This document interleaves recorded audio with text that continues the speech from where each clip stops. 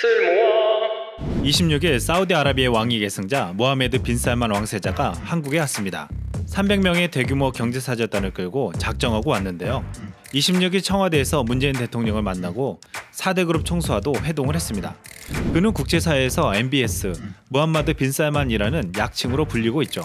빈 살만은 사우디의 왕세자 겸 제1부총리 겸 국방장관을 맡은 사우디의 실세입니다. 무력을 총괄하는 국방장관의 경제개발위원회와 정치보안위원회 의장까지 맡으면서 실질적으로 사우디를 통치하고 있죠. 빈 살만은 국제경제 무대에서도 큰 손으로 통하는데요.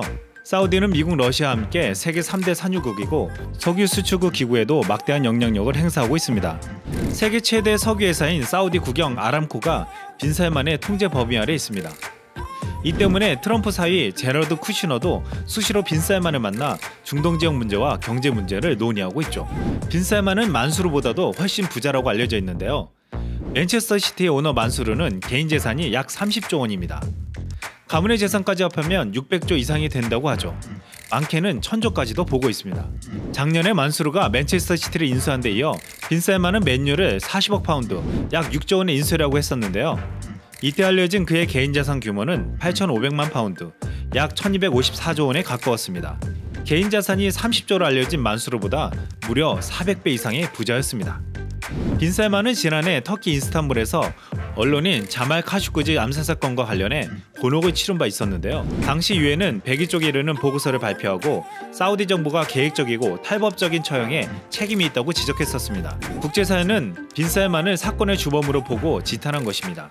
근데 빈 살만이 이런 시국에 한국에 온 이유는 무엇일까요? 빈 살만은 실권을 잡은 뒤 사우디의 대개조를 추진 중입니다. 사우디를 탈석유의 현대 정상국가로 개조한다는 것이죠. 세계적인 산유국인 사우디가 석유에서 타입해 지식산업 기반 산업과 관광산업, 스마트 도시 건설 등으로 경제를 새롭게 일으킨다는 계획입니다. 이제 석유만 팔아서는 살아남을 수 없기에 어쩔 수 없는 선택이었겠죠.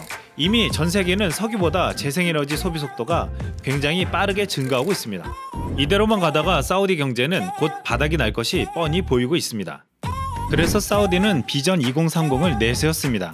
비전 2030의 핵심은 7천억 달러, 약 110조 원을 들여 석유 의존 경제인 사우디를 투자 중심지로 바꾸겠다는 것입니다. 여기에는 비석유 부분 국가 수입을 2020년까지 3배로 늘리고 2030년까지 국내 총생산 가운데 민간 비중을 65%로 끌어올린다는 내용이 담겨 있습니다. 또 사우디 국민들의 삶의 질을 끌어올리고 수도 리야드를 세계 100대 도시로 육성한다는 계획도 포함되어 있습니다. 사우디가 비전 2030을 추진하려면 한국의 원전을 눈여겨볼 수밖에 없는데요. 사우디의 탈석유 에너지 계획을 이루려면 원자력, 신재생에너지원이 필요하기 때문입니다. 현재 원전이 하나도 없는 사우디는 2030년까지 원자력 비중을 15%까지 끌어올릴 예정입니다. 15%의 목표를 이루려면 1000억 달러, 약 110조 원 이상을 투자해 10개에서 17개 원전을 건설해야 합니다.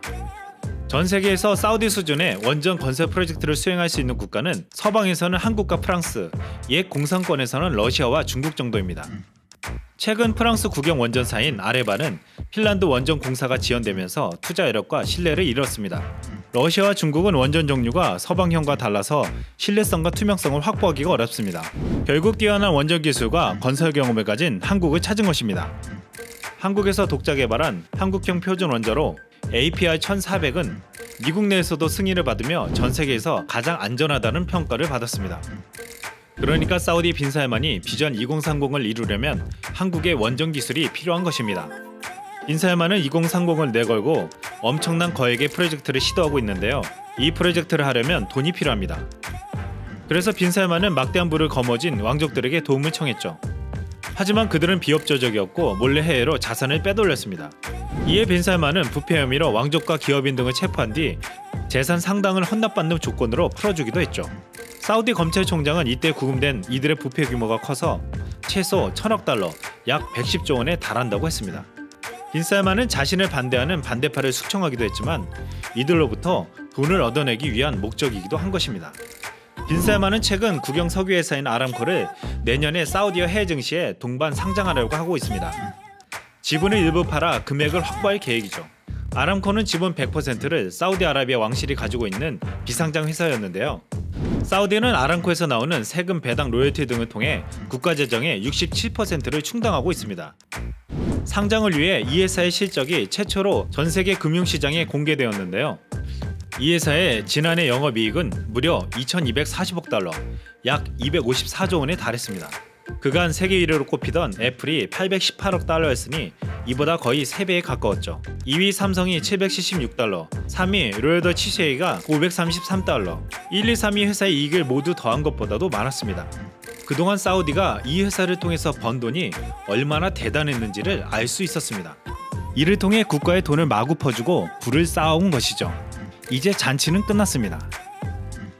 빈살만은 그동안 쌓아둔 돈으로 한국의 원전뿐만 아니라 주요 나라들에게 도움을 받으려고 하고 있습니다. 26일 빈살만은 문재인 대통령과 만나자마자 83억 달러, 약 10조 원의 통큰 계약을 체결했습니다. 이미 인도와 중국에도 엄청난 돈을 투자하려고 하고 있죠. 더 이상 석유로만 잘 먹고 잘 살 수 없는 나라, 사우디아라비아.